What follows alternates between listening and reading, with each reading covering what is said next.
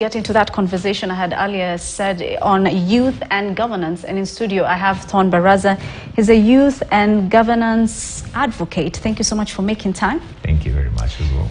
Now, first things first, I know you finished high school last year in 2022 and you're from Alliance High School. Yeah. And you're very passionate about youth and governance. Just tell us more about you and your inspiration and passion when it comes to youth and governance. Thank you very much. Well, first and foremost, my name is Thorne, to those who don't know, and I am more than pleased to be here. I am specifically passionate about youth and youth involvement in governance because, well, the youth are a big piece in the development, because we're constantly told we're the leaders of tomorrow, we're constantly told we ought to step up, but then it all comes to the question that how much exactly are the youth doing, or rather, how much are the youth involved?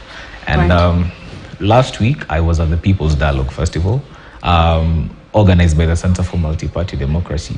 And we had both the Youth Village and the Sisi Ni Sasa Village. The Sisi Ni Sasa Village was a venue where high schoolers got to articulate their thoughts. And the Youth Village was designated for people between 18 and 35 to talk about what exactly it is the youth need to do, especially on the front for civic competence. Talked about economic debt, we talked about political advocacy as well, and even technology. And at this point in time, I feel like it's just about the right time that the youth get involved. Right. Yeah. Before we get to Sisi Ni Sasa, I wanted to just talk about briefly about some of the challenges you think the youth are facing when it comes to governance, especially in Kenya. Can you point out some of them? I feel like in this point in time, the youth are seen, but the youth aren't heard. And I think that's the biggest problem. Because at the end of the day, it's about having youth out there, it's about having youth during the campaigns, it's about having youth being promised a lot, but how much of that actually happens? Because take a quick glimpse at our, say for example, government. Let's take a quick glimpse at the National Assembly. Let's take a quick glimpse at the Senate. How many of them there actually have their voices heard? Who are youth? Because the most we do is having youth out there going to riots, or having youth constantly asking for a chance to be heard. Right. And then it's very bad, or rather it's disheartening to me when a youth would be judged mature and responsible when they, say for example, commit a crime, but would be judged as kids who don't understand how it works when it's about, say for example, making changes.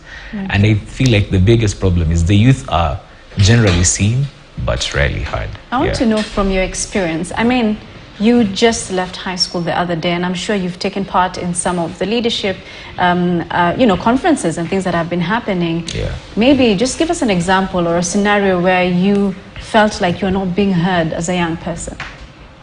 Well,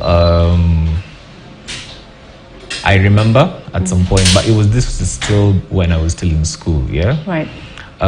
We had a debate in which we were talking about how much the government needs to involve the youth. And it was part of a school debate, but it came to haunt me later on. Right. Because at the end of the day, we talked a lot about how much youth need to do, how much youth ought to be represented, how much youth ought to step up. But then that's all the youth are being asked to. They're being asked to step up, they're being asked to do as much as they can, but do we really have the spaces for them to have their impact felt? And so later on, I remember I was at the regional launch for the UNESCO We Need to Talk. It was measuring intercultural dialogue. And well, I'm not going to call anyone out, but most of them there weren't necessarily youth. And I remember the youth were being told we're the biggest players in what is supposed to happen in now measuring intercultural dialogue.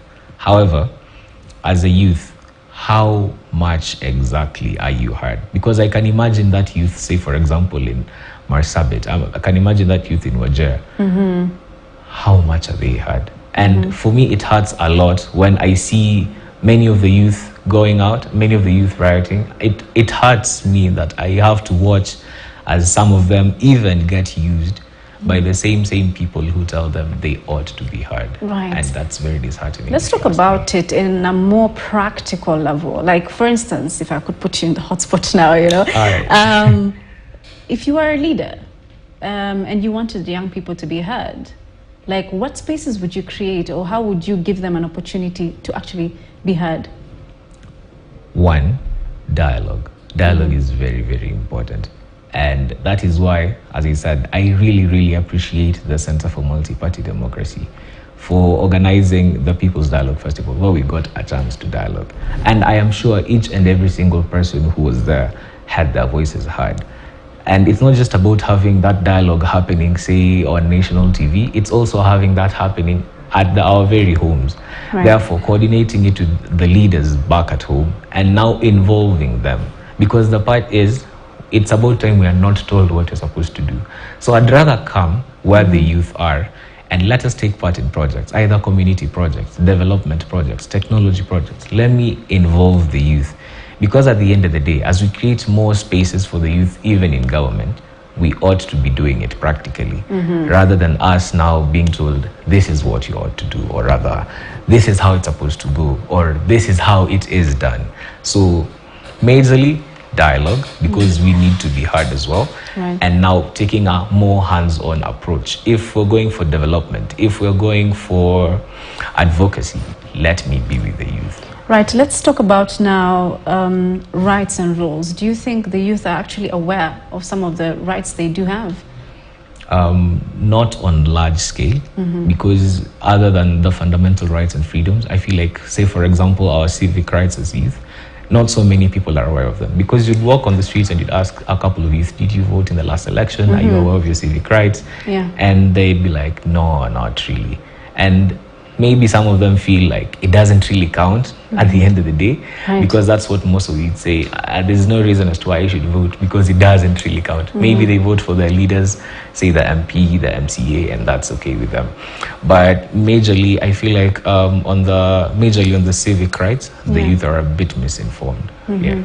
How can we create awareness then in that case to make sure that at least young people do know their rights? I'm working with the players that are directly involved. Say, for example, if it's civic practice, let's say working with the IEBC, and also working with other non-governmental organizations and even governmental organizations as well. Because at large, it doesn't necessarily boil down to, say, knowing the nitty-gritties of it, but you ought to be aware, so that in the event that anything happens, or if any of them is being trampled down on, as a youth, you should be aware, and you should not be used in this scenario because you're not aware of your rights, because that's necessarily what happens. This youth doesn't know they're not supposed to be used this way, because in his head it makes sense. I mean, the reason why I'm here is because this other person needs me. Right. But maybe in the same way that this person needs you is not how you're supposed to be needed. What you needed is you have to go make your voice heard in the ballot. That's just an example. So I feel like working with the necessary players, we should get the voice out. Yeah. Right, but at the same time, if I was just to switch it up a bit, do you think that young people are sort of intimidated with leaders or people in power for them to step up into the roles that they should naturally be able to step up? Let me attack it this way. Right. Awareness precedes choice, and choice precedes life. Yeah. So once you make me aware I'm capable of something, there is no reason as to why I'm not going to do it. And that's why majorly I feel like as parents, they're taught to introduce not their children to fear, but rather what is possible. Yeah. But unfortunately enough, for many youth, you've already been shown, you're going to be told what to do. These people are here to tell you what to do and to give you stipulations. So in as much as maybe they want to be heard, many youth will feel like they'll only be heard up until a point when they'll be told, now you can chill, because the adults are now talking. Right. So it becomes a case of you're only here to learn how things work, not to be part of how the things work. And I feel like now, sadly enough, a couple of them are intimidated because, once you cut someone from the knees, they can't really walk to whatever place they want to go. And unfortunately enough, it's both, say, intimidation, as well as them not being given a chance to have themselves heard. Yeah. Right.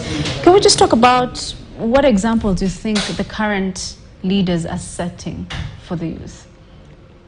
I'm really, really happy with what is happening, especially at the devolution levels. I feel like devolution is a very, very big part of our country, and it's a key aspect in development. because from what I'm gathering, a couple of counties have gone out of their way to make sure the youth are part and parcel of what they're doing. I might be a bit biased if I speak about this, but I know from where I'm from, Kakamega County, I am very much aware that the youth are well taken care of. I am aware that even the teen mothers are being catered for by the county. I am also aware of the projects that are taken every single day to empower the youth, from now getting them back to school through bursaries to those who are going to school, also university as well, and as well as involving them in the community projects. And I feel like that's the biggest step to take, because once you give the youth a reason to be there and you make them feel heard and you make their presence felt, right, it really, really boils back down to them in a very good way. And so I am very happy, especially on the devolution front, because devolution focuses on development, and now the development comes back to the youth. And I'm really, really happy about Interesting. Do you think young MPs have offered anything to Kenya? Because I'm sure, yes, we've had various, in previous houses, young MPs. Yeah. Do you think they've done anything for young people in the country? Yes and no. Okay, give me examples. Let's go. Yes and no, in the sense that at least it's a big win whenever we see young people at the government, because we as young people feel represented. And it's a good thing to have a young voice speaking in the government. And no, because unfortunately enough, they can only do so much, or rather they've only done so much. Because say, for example, either you can only do a project, or you can only push whatever you want to push for until a point, and you also have to get other people's backing. And as you said, remember, you're a youth who has been always told what to do. And so unfortunately enough, there's only so much they can do. And maybe for some of them it gets into their head a little bit, because you're now you're now Do you think MP. that's a young person thing sometimes, where you're in this particular position of power, and like you said, kind of gets into your head and you forgot why you exactly got there? Have you seen such scenarios yourself? Politically? Yeah, we've seen that. We've seen that, obviously. I'm sure we don't need to name drop, Of course not. we've always seen what happens once in a while, but I feel like that's part of the process, and I feel like we better learn. And it's more or less what you've seen happening, and you're now in this scenario because you've seen other leaders get there and you've seen it get into their heads. So when it does happen to you, you feel like you can justify it because, well, it did happen to this other person, and at the end of the day, I'm only human. So I feel like at some point they find justification in the people they've been looking up to. And I feel like now on the part where we have the generation that came before us playing as role models, we can step up a bit. Okay. I want us to talk about something else now. Global debt, because I know you moderated a certain function in it. Yes. That was the Unpacking the Impact of Global Debt Crisis on Future Generations. Yes, I did. First, can you just, from where you sit, how can you define global debt? Global debt is, say, the deficits that the countries have against their GDP, because in as much as borrowing is a very integral part of development, because we also do need aid, debt comes as a deficit in which where you're supposed to have the money that you were given by another country paid back, but you didn't. So in as much as it is still part of your budget, it's eating into your GDP. So let's take it as a deficit to your country's GDP that ought to be taken to another country. So when you're moderating that particular function, and of course it's focusing also on future generations, what are some of the things that you picked out of that conversation? I picked out a couple of things. For starters, there was the issue of, is the future generation really considered when these economic models are being drawn? And whether it is right that, as I remember one person pointed out, we should pay for the sins of those who came before us. And well, unfortunately enough, the debt is here and we have to live with it. It's not like we're going to run away from it. But something else I gathered is the economic development steps taken from here on in are going to be very important. And not only that, but also the difference between aid and taxes. Because at some point, not all help is help, if I'm to say, because it all comes down to how much a country can give back, how stable is your economic model so that you can support your citizens as well as pay back your debt. And that's where the question of sustainability comes in. It's not just a matter of you producing and producing. For how long can you sustain your country? So the question of sustainability, the question of participation also came out at who exactly needs to be there. Should we now depend on more aid from the other countries so that we can, rob Peter to pay Paul, or we can step up our own developments? And a good conclusion we came to is we ought to support our own economic models. We ought to support our own businesses, because at the end of the day, the income generating industries need lots of investment. And once we put those up well, we're going to produce more for our country, and that's how we achieve sustainability. So with the right economic models and also good investment in our economic, or rather strongholds, where the industries, and which is also agriculture, which is also export, we should be doing really, really well. It sounds very interesting when it comes to the theoretical part of it. But when we look at it practically, how do you think then the youth can participate in ending global debt or the global debt crisis? I look at it from the industry perspective, and I'll choose to look at that from the technology point of view, because, well, at this point in time, we all know technology is on a big rise, and the people who are now considered the technology people are the youth, because, well, majorly you would maybe get at problems, a practical aspect. Say, for example, back at home, mom has a problem with a laptop. More often than not, it's the younger brother, or it's like the son or the daughter who will be called to fix whatever is going on. And in this case, in the technological space, I feel like the youth cover a lot, or rather the most part of it. And I feel now bringing the technology more into the industries, as we said, we're going to power our industries more. We're going to pump more into our industries to achieve sustainability. And technology in the place of sustainability is really, really important, because now the world is moving heavily technology. And now in this case, since the youth occupy the most of this space, it is only right that they do more on the technological front to make sure our industries are good. Right. In terms of, social media right now is very heavy, and a lot of young people are on social media. True. Do you think they can use those platforms on social media to advocate when it comes to like politics or development from the experience that you've had? Do you think social media is a crucial place where you need to be active? Yeah, social media is a very, very big thing. It's a very crucial tool. It may not necessarily be about, say, advocacy, but just getting information out. Social media is a very, very big tool. And you can almost guess the people who use social media most are the youth. Yes. And now in this scenario, social media is a big, big tool, because whatever it is that you send out, whatever message it is that you post, whatever it is that you put maybe on your Facebook handle, on your Twitter handle, or your Instagram handle, whatever it is that you talk about in those youth forums that you have, it is really important. And I feel like now whatever happens, say, for example, at the governmental level, whatever happens up there should now trickle down to all the youth. And as I said, most of the youth are on social media, and it's really, really important. Therefore, for advocacy, for, awareness and everything, social media is the best way to go, because you will bet each and every single person has access to social media. Yeah. Right. I know you're very passionate about poetry at the same time. Yes, I am. I don't know if I'm supposed to ask you to recite a certain poem, but tell us more about the poetry aspect of it. Well, I've enjoyed poetry for the longest time. I feel like poetry is a language most distilled and most powerful, and it is how you manage to open your heart and speak out your mind.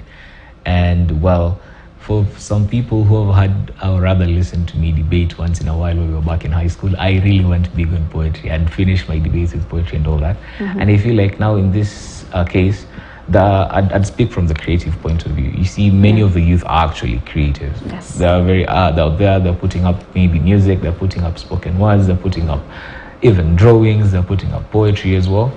And I feel like that goes a long way in communication. The same way you remember back in the day when you'd have, say, plays coming to the villages and people would watch and all that. Yeah. I feel like now going forward, poetry and spoken word and written art, drawn art as well, is really, really big. Yeah. Right, just linking those two together now, let's talk about Sisi Ni Sasa. Just give us more details about that and about the People Dialogue Festival also that happened. Yeah.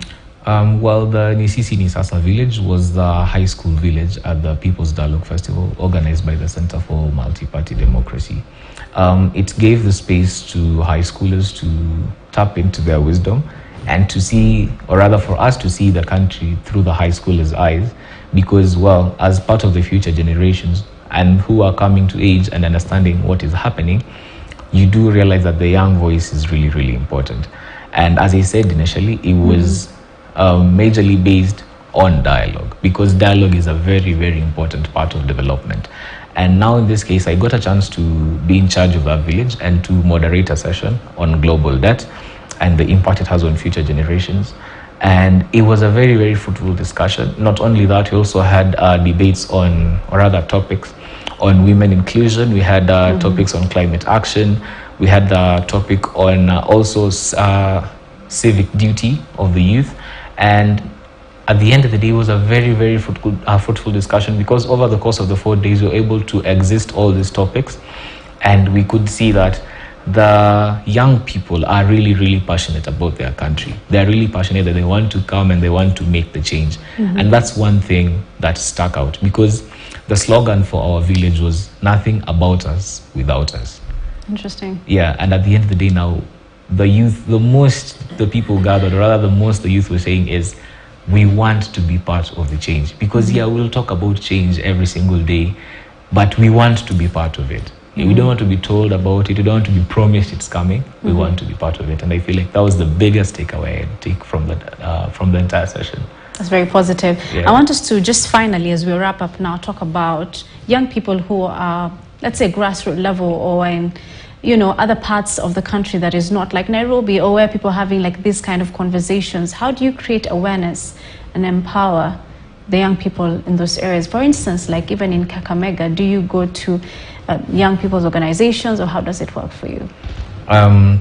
From young people organization to organizing the mini barazas they normally have, to also having the discussions that happen, say, for example, at the different youth forums.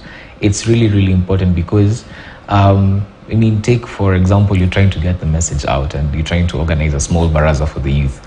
You'd go walk around, you'd bet you'd meet like 2-3 people who are around your age, and you'll tell them about it. Right. And maybe they'll now come. And by and large, it's how much you reach out to the people.